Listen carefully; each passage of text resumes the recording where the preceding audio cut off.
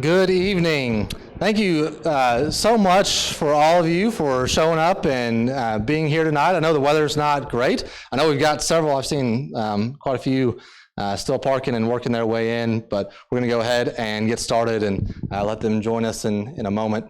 But again, appreciate you taking time out of your Saturday afternoon, Saturday evening to be here.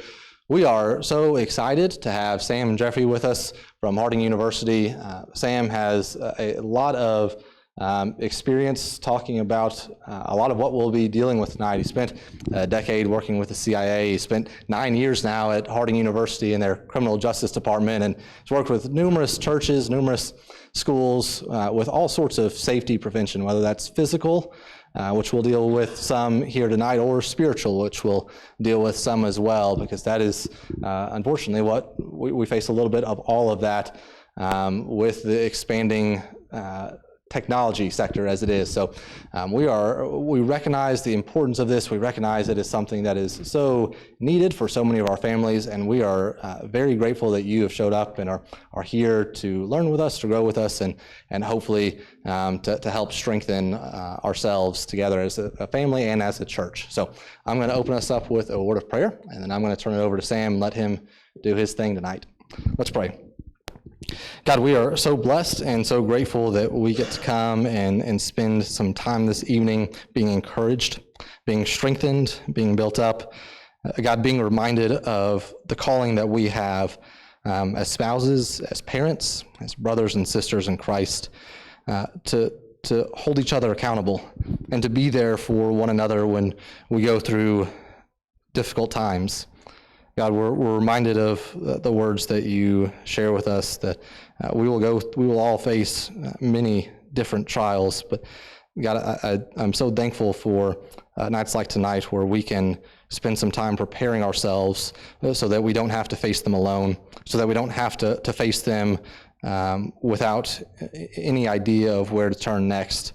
But God, I thank you for Sam and the work that he does and the work that he's doing with us tonight to help prepare us for what we are bound to face and what we've probably already been dealing with for many, many years. I pray that you help us to listen, to learn, to be ready to put this into action, and to be ready to help in whatever way that we can, and to be willing to make the changes in our own lives when necessary, to keep your children and your kingdom a little bit safer. God, again, we are grateful for this time that we have this evening as a church to grow stronger together. We pray these things in the name of Jesus. Amen. All right, thank you. First of all, I'm really happy to be here. I was telling Parker, this is my first time this far up into Northwest Arkansas, right? And I grew up in Texas. Is anybody from Texas in here with me? All right, so bear with me. The rest of y'all bear with us. We're going to commiserate for a second. When I was a kid, one of the struggles that I had was I was sitting there in Bible class, and the teacher told us that Noah built a boat out of wood, which comes from trees, right? A boat big enough that it could help, take two of every kind. And I remember looking out the window at mesquite trees and being like, nah, I'm not sure about that. That was a sticking point for me, right? Because all I'd ever seen was mesquite trees that I could see the top of. So I come to places like this, and I'm like a kid in a candy store, and then the fact that I'm like, oh, there's a creek. Oh my goodness, that's a river. This is a beautiful part of the state, and you guys are really blessed to be here. I'm blessed to be visiting. As Parker said, my name is Sam Jeffrey. I want to give you a little bit of an intro for me and kind of to our topic here. We've got 3 sessions. We're going to do 2 sessions and then dinner and then a follow-up session. So I want to kind of give you a little bit of the lay of the land so you know what we're dealing with. I'm about to be depressing for about 45 minutes. Okay, so I'm going to need you to stick with me. All right, because as I see it, the best thing we can do in tackling a topic like this is look at it full in the face. right? We got to understand where we're at. If we're in a battle, if we are to be sober-minded as we approach the enemy, and as the enemy approaches us, we got to actually evaluate where we're at. And it's not a pretty place. So I'm going to ask you stick with me for about 45 minutes. About 45 minutes, maybe a little more. I'm going to give you a break. Get up. At CIA, they would say water in, water out, right? We'll give you a break and then come back in. Then we're going to start moving into how we deal with this. What is our role, right? Because God has given us, He's equipped us with a role to play in the battle that we find ourselves in. Right? You may look at where you are from a social perspective, the number of friends you have around you, the type of friends you have around you. You may look at yourself as I'm too young or I'm too old or whatever. The Lord has a role for every person in this room. Period. End of statement. This is an all hands event, right? I mean, we need everybody. And what Scripture tells us is that as a body of believers, we're able to do this. We're not overcome, we're not overwhelmed, right? Our confidence, our salvation is in not just a God, not just any God, but the God, the sovereign God, who is not overwhelmed and He is not overcome. And His Spirit lives in us. And so if we are sober-minded and looking around us, then we've got work to do, yes, but it's work that we're going to do together. So that'll be the second session, is really kind of understanding our role. Third session, we'll go to dinner after that, come back in here, and that is what I have tentatively titled Tactics, Techniques, and Procedures, right? These are the actual rubber meets the road ways that we start really having an impact for Christ in regards to this topic, in securing our families from the threats that they face. Speaking of family, my family start off with Emily. 24 years ago, Emily and I got married. She's from Searcy. She's technically, since y'all are from Arkansas, you may know what this means. She's actually from Bald Knob. All right, but she claims Searcy, right? Not too many people claim Bald Knob, but anyway, so she claims Searcy. We live in Searcy. We lived there for the last 9 years. We got married 24 years ago in Abilene, Texas, where we went to college, and then we did a summer in Africa. Right, when my sister was a missionary over there, Emily and I went and were interns there, and that is a great way to figure out if your spouse is a whiner. Right? Emily found out that hers was, and so it is what it is. We all got our roles, but we did that, and then I went to Pepperdine. I was at Pepperdine when the 9/11 attacks happened. I was getting a master's in public policy.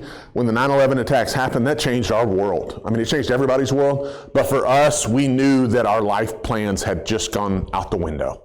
That morning, when I learned about the attacks, I was doing a project for school, and it was about nonviolent protest. I was assigned the topic, but I was researching Gandhi when I found out about the 9/11 attacks. And for us, we found out about them over the radio, right? We learned we were poor grad students, and cable was a bill we didn't have to have.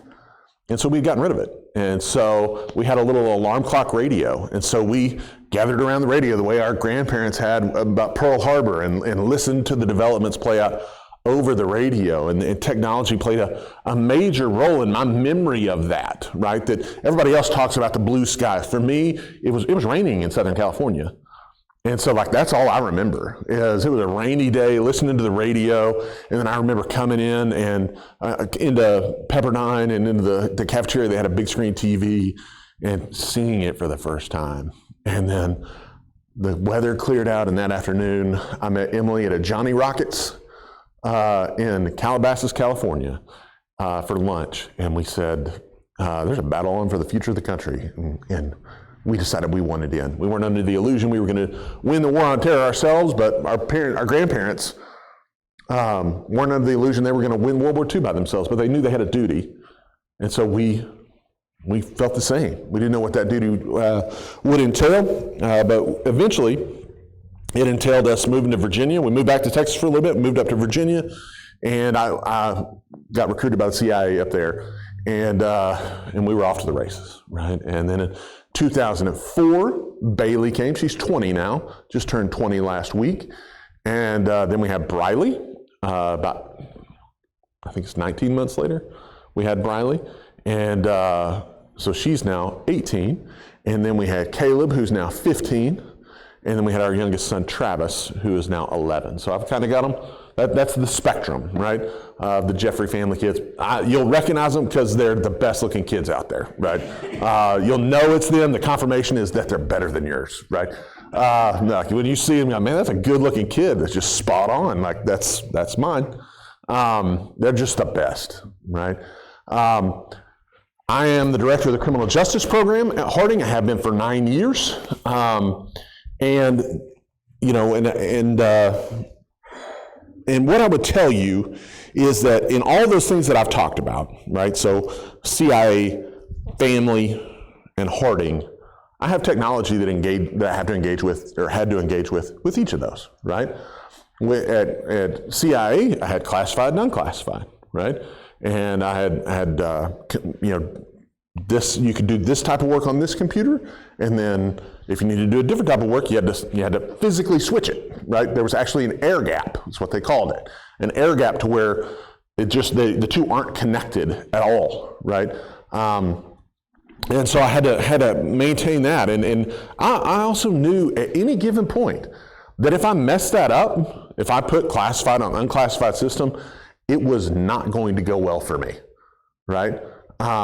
That's been the hardest thing of looking at all these politicians who've had, and I mean, it's of every stripe, so I'm not pointing out a political party, but seeing them all have this classified at home, I'm just like, I was told I was going to prison.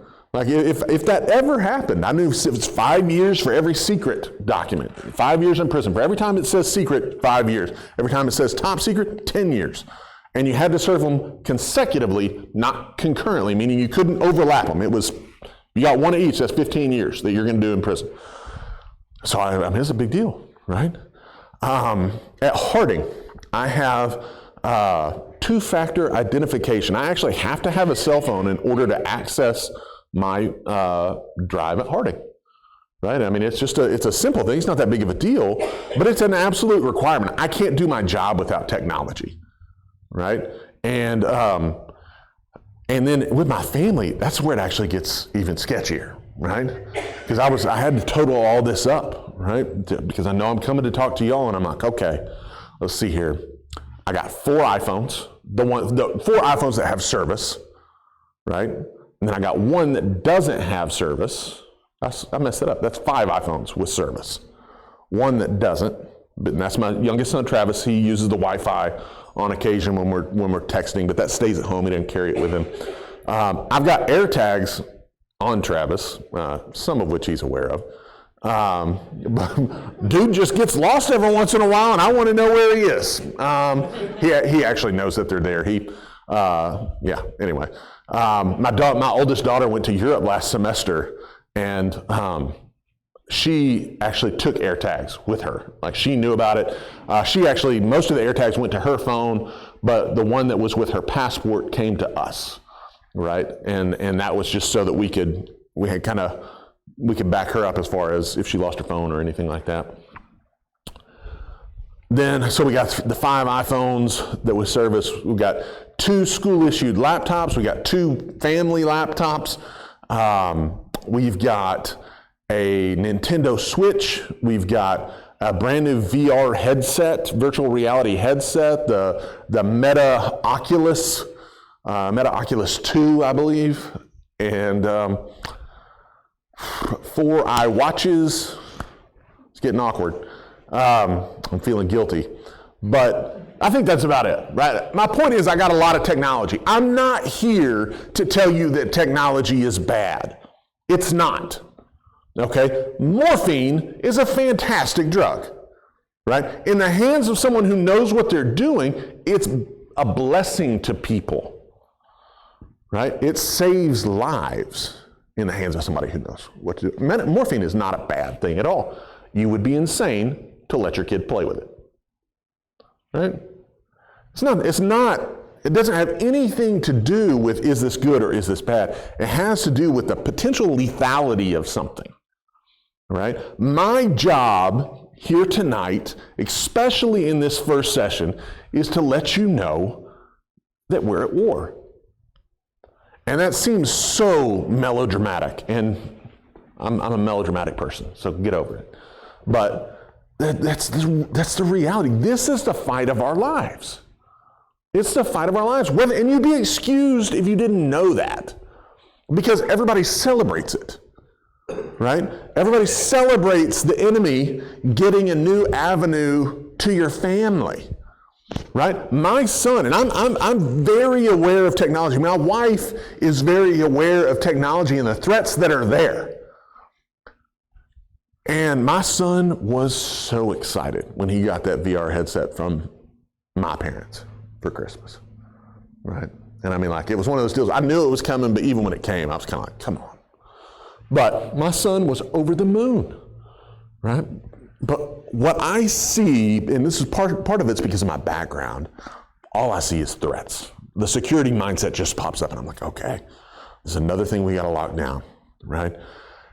I love technology, but technology works for me. I don't work for the technology. All right? So I want to talk to you a little bit about where we're at in this war to kind of give us a little bit of an understanding of what's going on. As a society, put simply, as a society, we're engaged in the fight of our lives and we're losing. Are you hearing me? We're losing. This is not something where we look up and we're like, okay, we better get ready. It's going to get here. It's been here.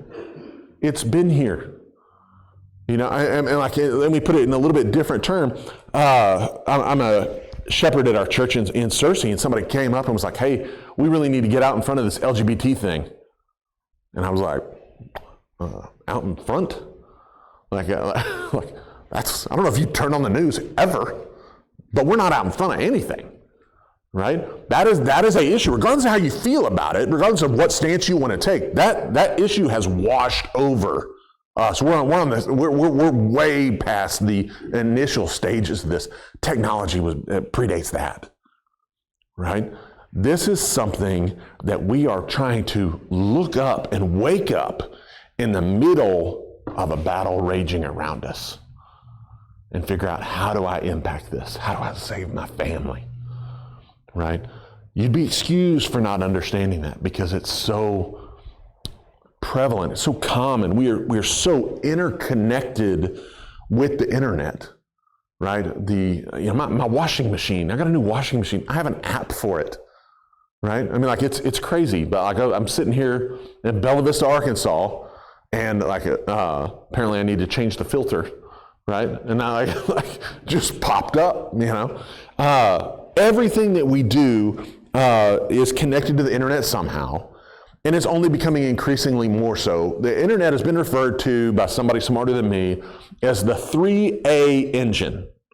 The 3A engine. These are the 3 A's, right? Affordability, that's a good thing. Accessibility, we can access more than anybody ever has been able to, right? We use it mainly for cat videos, but, you know, we can access, in theory, we can access some really cool stuff. We can also access some really bad stuff, right? And then the third A is anonymity. Okay, so I can look at affordability and I can look at accessibility, and I can say those are both good things, potentially. But obviously they can be used for bad stuff too. There's a lot of stuff I don't want my kids having access to. Right? I've got an 11-year-old son. I got a 15-year-old son. I don't even know why I'm doing specific. I don't want any of my kids coming into access with pornography at all, ever. But you realize how slim the chances of that are, right? And in fact, I have to say, in all 4 cases, it's already the cat's out of the bag, right? You want to know how my youngest son got access to it? And I mean, he was exposed to it. He was literally sitting in a classroom, kindergarten classroom. They had disabled, the school had disabled all the search capabilities. There was no internet browsers on it. there was a search engine within one of the educational apps, and a kid searched something inappropriate, and he was at the desk in front of my son in a kindergarten classroom. I learned about it from the teacher. Actually, it was the principal. They called me and said, "Hey, I've got to talk to you." And he said, "You don't understand, we locked it down." I said, "Well, did you?" I mean, of course, I probably can't handle that better. I wasn't the most understanding, but I was a little ticked off. It's not locked down, right? So I want accessibility. I want my kids to learn. I want my kids to grow. I want them to pursue the things that they want to pursue. I want them to reach their God-given potential. And the internet makes that more possible than ever. And it chops them off at the knees if we're not careful, right? So I can look at accessibility and affordability. I can say those are potentially good things. But hear me very clearly on this third one. Anonymity, there's not a spot in your life, not one single spot, long-term, midterm, short-term, where anonymity is doing anything other than trying to kill you. It will ruin your life. Okay, and some of you are like, well, what about if I'm wanting to give a surprise birthday party, right? There's some scenario like that. Okay, I understand that. You know, we're not talking about that. I'm saying if there's a secret in your life, in any area, it's trying to kill you. And that is what the internet offers our families in spades. Do whatever you want. Nobody will ever know. Right? And I mean, in reality, people do know. It's just not people around here, right? Because the internet is not built to harm you. It's built to harness you, right? And so let me explain what I mean by that. You don't know what's going on in the homes of your fellow church members, of the people down the street, your next door neighbor, your kids. You don't know, if you're not right there with them, what's going on inside those areas. But the people who run the companies do, right? And it's not just, and I'll just use my family as an example. Caleb got that VR headset. One of the things that concerns me about the VR headset is that it's my information. He logs in through my email address so that anything that happens, I'm getting notified through it. But the reality is, if Caleb's using the VR headset, it's a Facebook or Meta device. If Caleb is using the VR headset, Meta knows it's him. If I borrow it, Meta knows it's me, and we don't ever have to do anything to let them know. What Meta has learned, because they study billions of data points on the daily, on literally billions of data points per second, what they have learned is that the movements of the hands, the eyes, and the head are unique to every person, more so than a fingerprint. Right? So when a person gets on it, if Caleb leaves our house, goes to his friend's house, what Meta knows is that's not the friend that's using that friend's VR headset, that's Caleb. It immediately identifies the fingerprint. Right? So other people know, right? Your computer is, your internet capable devices are learning you all the time, right? And it is learning you, and this is a misconception, because a lot of people will say, well, yes, my kid is online a lot, but they're doing good stuff. They're doing benign things, okay? That computer system is learning you so that they can advertise to you, right? And so what they're trying to do is figure out what really entices you, what keeps you online, so that they can push advertising through you. Every minute you're online is a billable minute for them, right? And so they are trying to do what they can to keep you engaged. And it's not just, let's throw something up against the wall and see what it sticks. They are running daily, for years now, daily, the largest psychological study in the history of humanity. Okay? What they have is a sample size of a few billion people, and every one of us gets a slightly different little thing in their social media, and they're studying to see, okay, does this drive them to make decisions? What happens? Is this what we can do to get them to stay online? Right? I'll give you a personal example, and I'm just now remembering this. I wasn't thinking I was going to share it.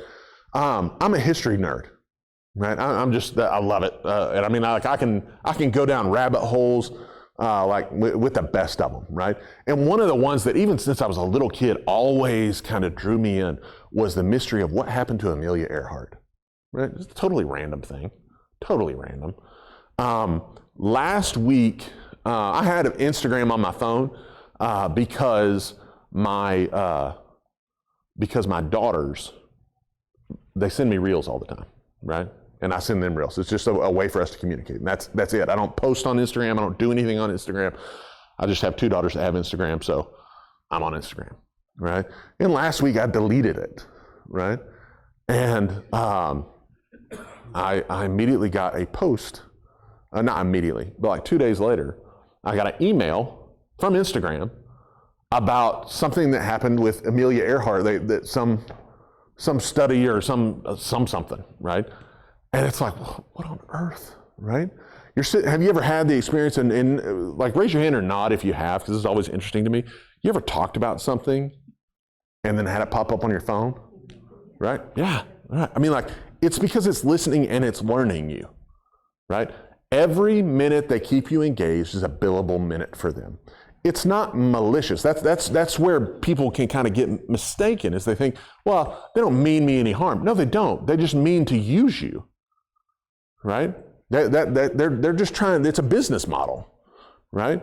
And if they can keep you online, then they win. And right now, they win to the tune of 7 hours a day on average for an American. 7 hours a day for the average American is what they spend, of the waking hours, is what they spend online. If you want to talk young teens, you're talking 9 hours, right? They win, right? So here's the deal.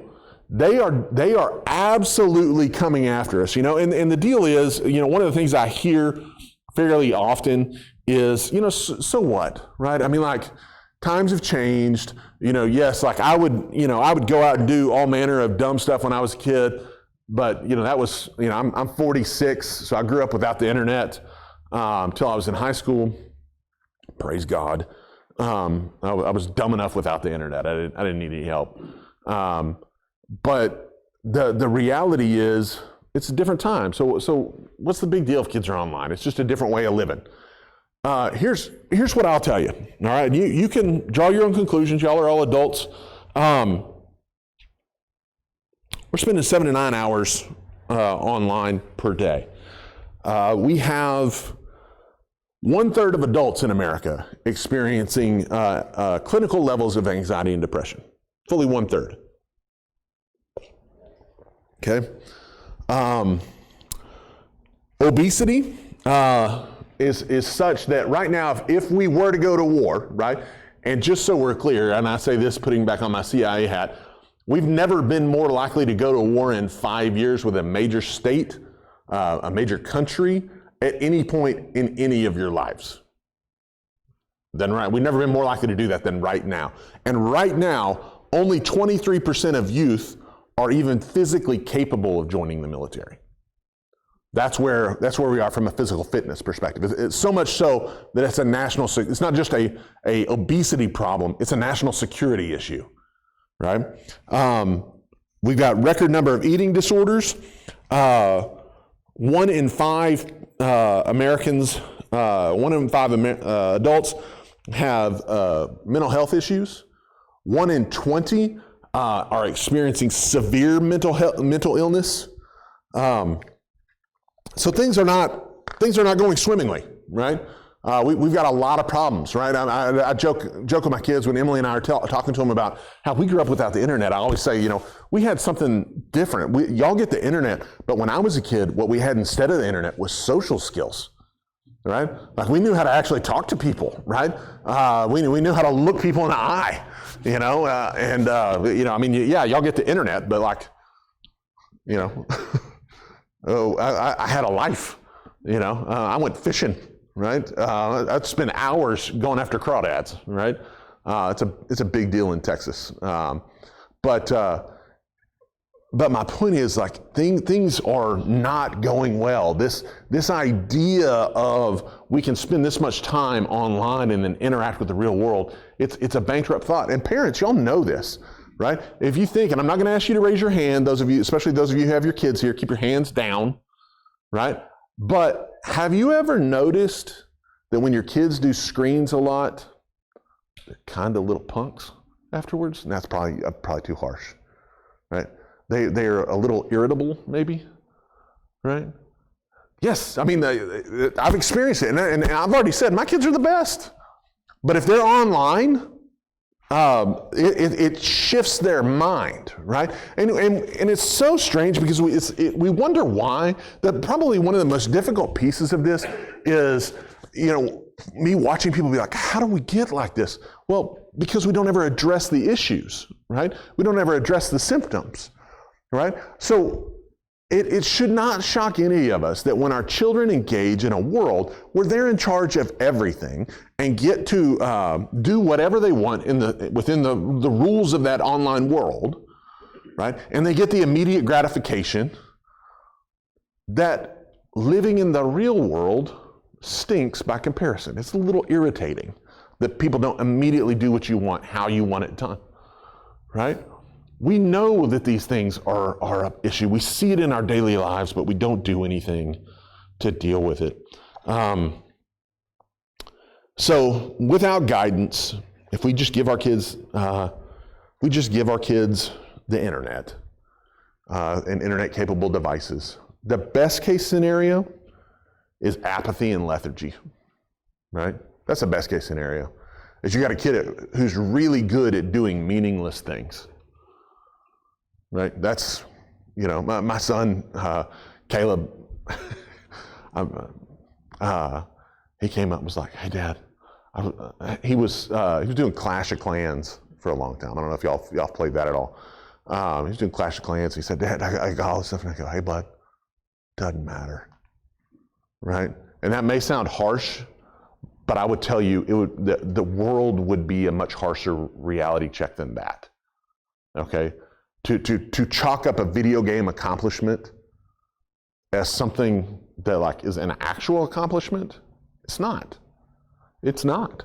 And I mean, now he's doing jujitsu now, and so he tries to choke me out at breakfast every morning.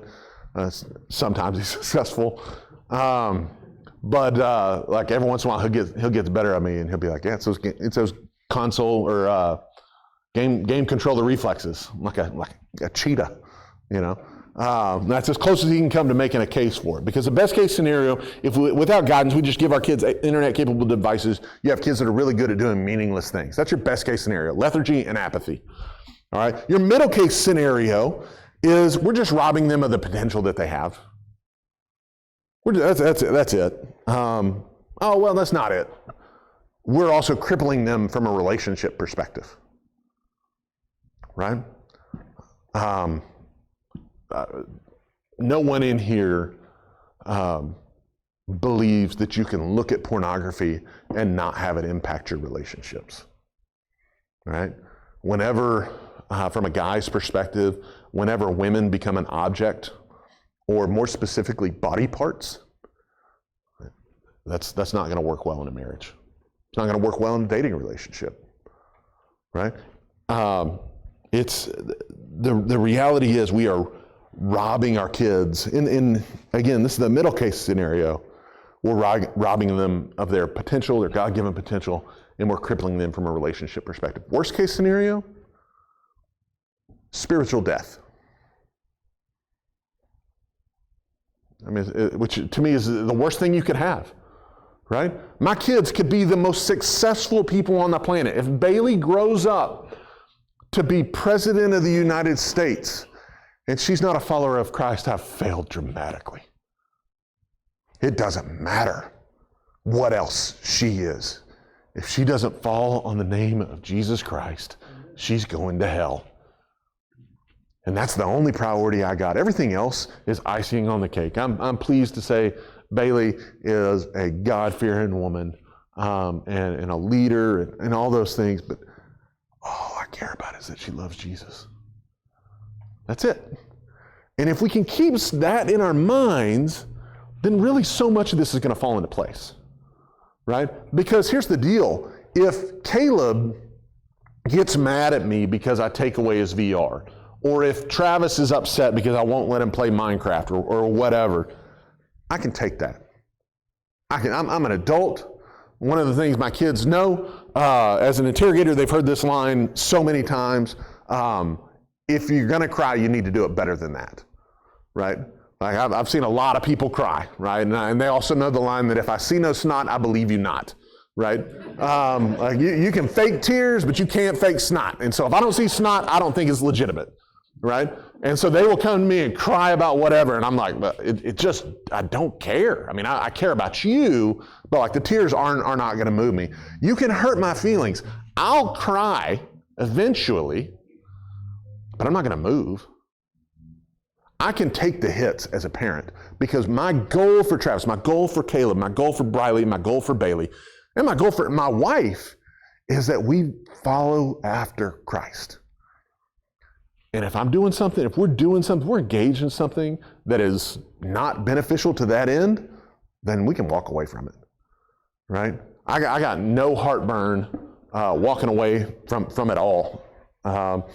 So let's just talk about this. One of the ways it brings about spiritual death is it redefines a whole bunch of things. So let's just walk through this. The first thing it redefines is relationship. Redefines what a relationship is. You know, I have a Facebook account. I don't really post on it the way I used to, but I mean, like I've got a lot of Facebook friends, right? I don't know any of them, right? You know, I'll have people say, "Well, I've got 2,000 followers on Instagram." It's like, what does that even mean? Like, I don't. That's not anybody who's going to like help you change a tire, right? Like this is not a real relationship, right? But people will go for it. You know, I was talking to a school. I was talking at a private school in a boys' Bible class, and one person said, I was talking about social media, and I was like, yeah, you know, some of you guys are posting all these pictures of you shirtless, you know, and you know, flexing and all this stuff. And I was like, well, what's that about? And this one guy goes, well, I mean, since I started doing that, I got a lot of followers on Instagram. And I was like, yeah, that's all men. It's all gay men. And because, you know, girls aren't surfing for that. I hate to shock you, but that's the reality, right? So he's thinking I've got some connection here that he doesn't at all. Our social media has redefined what it means to have a relationship. My wife, I will go to war with her. And I'm telling you, if something happened to me right now, Emily Bailey Jeffrey would be here as soon as she could get here, and she would fight for me, and she would have my back till the day I died. That's a relationship, right? My kids, oh my goodness. You know, I remember holding sweet Bailey and thinking, man, I'd die for you. And I would. I still totally would. But now I love her so much more than when she was born, that now I know that that's kind of an easy thing to die. You know, like something happens to me and I'm ushered into the throne room of grace. That's not a bad gig. I could do that. I'm fine with that. I love her so much, I'll live for her every day. I live to make her life better. I live to lift my wife up daily.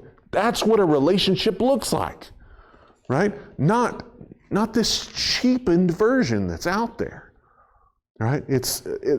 Social media and the internet has eroded that, and it isolates the most connected generation in the history of the world. This generation has the ability to communicate with anybody at the drop of a hat, but they're the most isolated people on the planet. The friendships are so wafer thin, right? So it isolates. It also redefines trust. Right? Who do you trust? Right? Somebody who's been a friend online for a while is a friend. Right?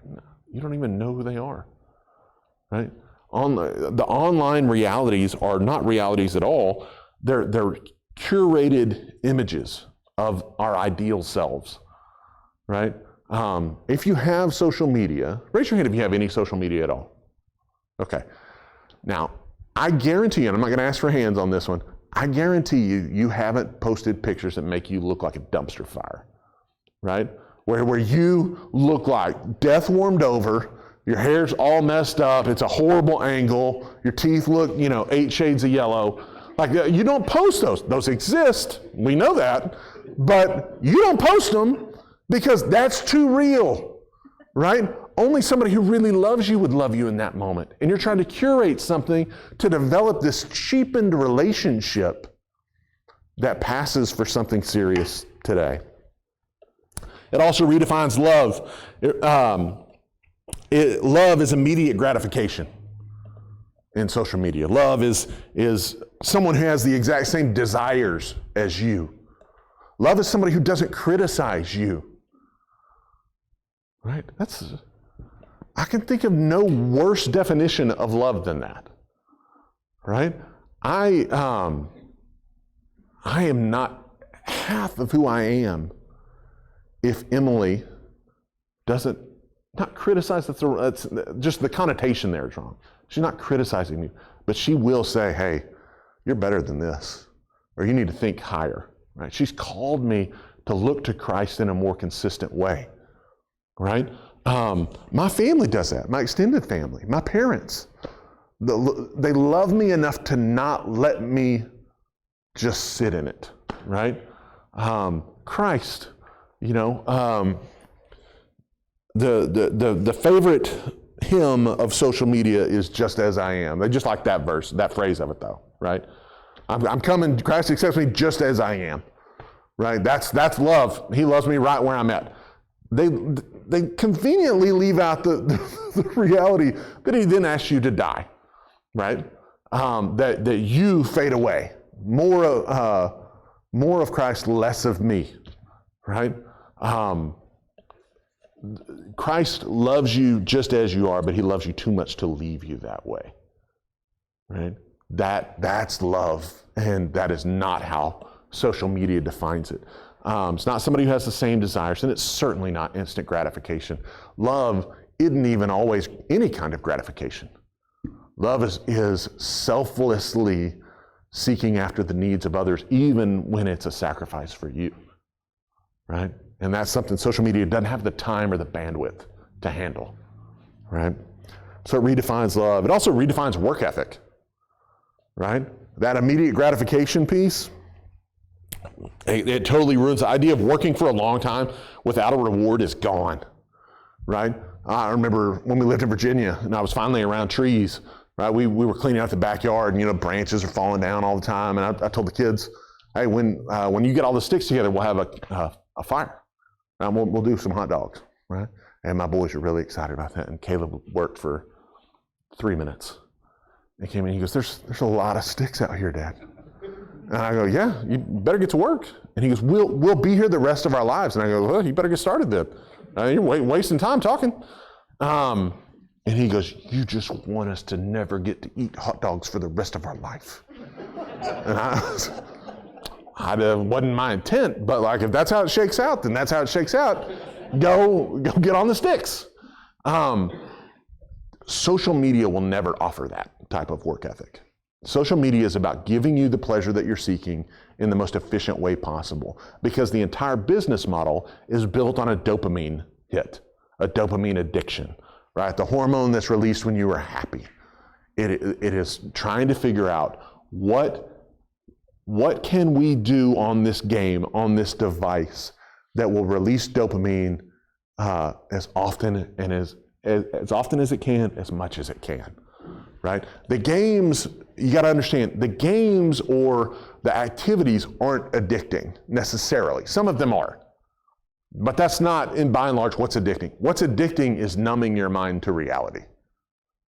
If you got struggles, forgetting them feels good, right? See alcoholism, see drug abuse, see social media, right? Not necessarily in that order, right?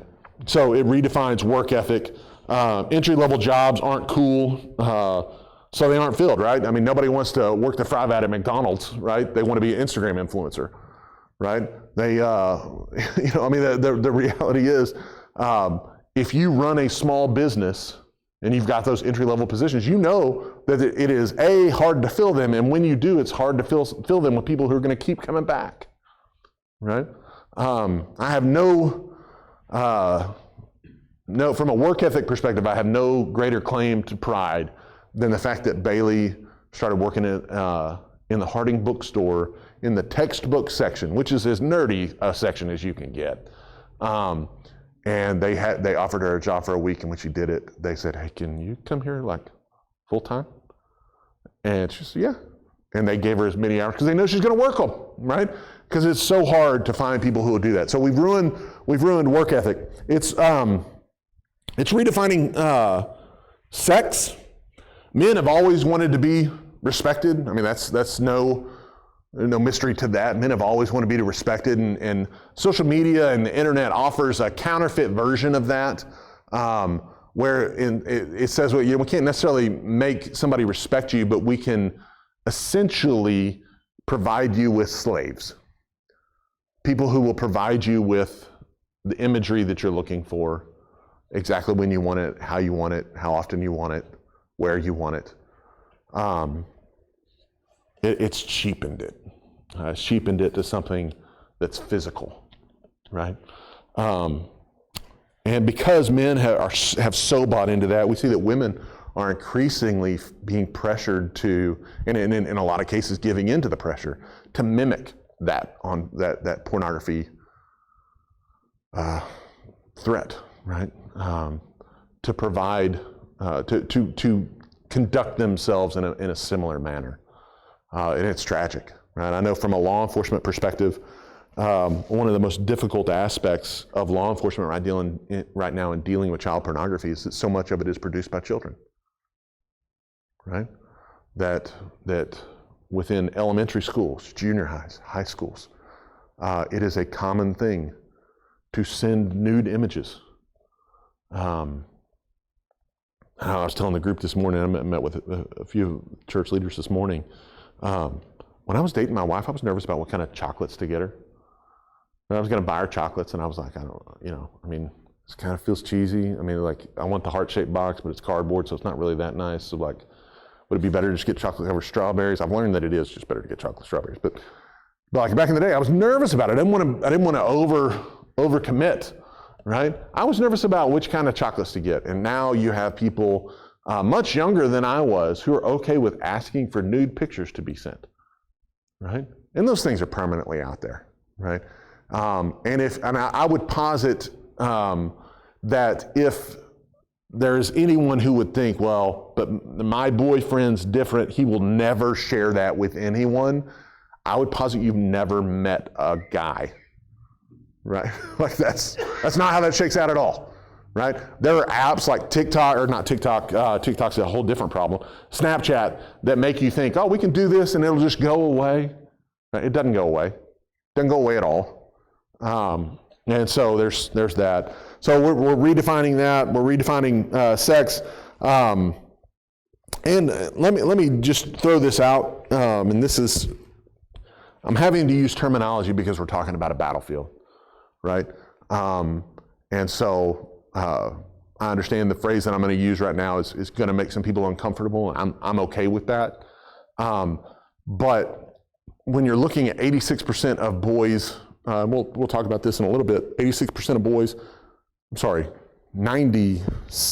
of boys looking at pornography or being exposed to pornography.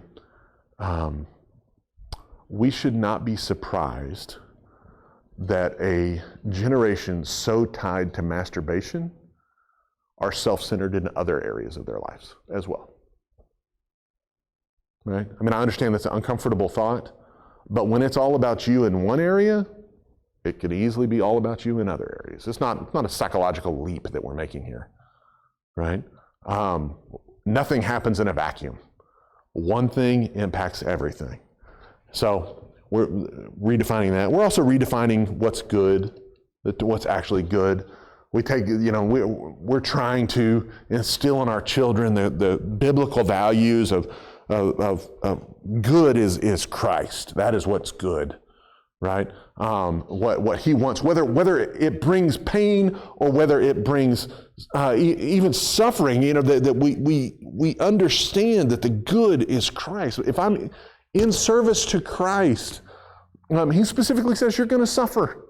It's not going to go well. You will be rejected by family. You'll be rejected by society.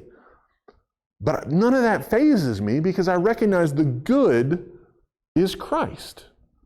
And he is the holder of my salvation. So I'm okay with that. But the problem comes when the internet tries to tell us, and our kids are so consistently, over 7 to 9 hours a day, told that good is about pleasure. Right? Good is about what makes you comfortable. And good is about what makes you numb. Right? What makes you numb to reality. Yeah.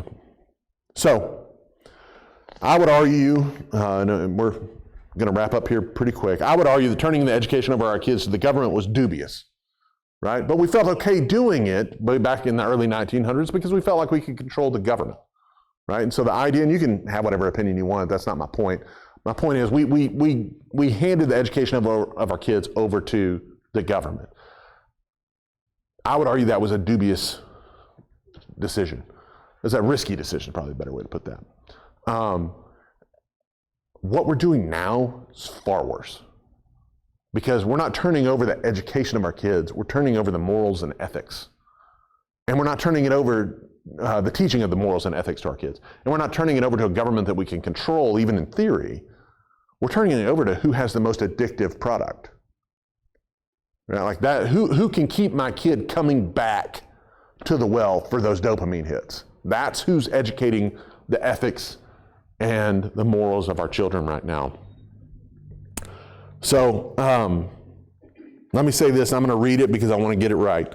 Individual predators, entire countries, and companies more powerful and more efficient than most countries in history run artificial intelligence-driven algorithms that access and assess billions of points of data every second in order to overwhelm and outmaneuver human nature using devices that are designed to be run by a 4-year-old.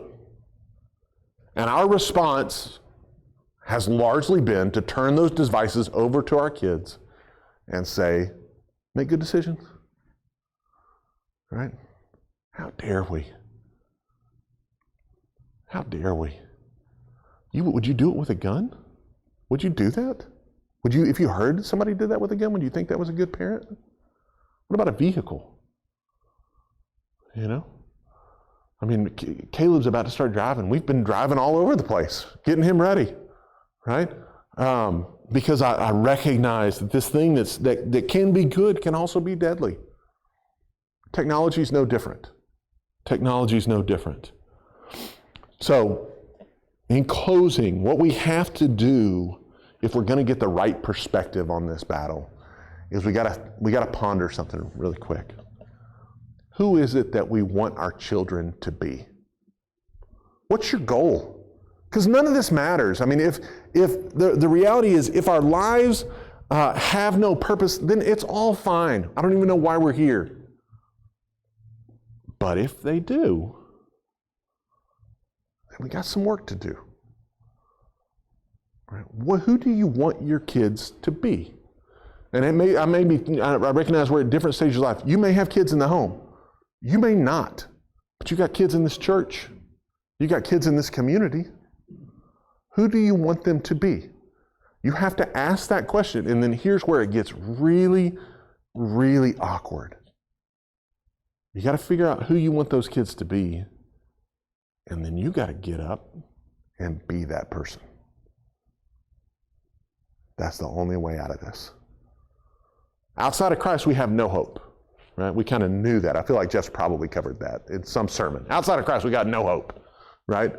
But we're not outside of Christ. right? So this is a doable thing. But we gotta get up.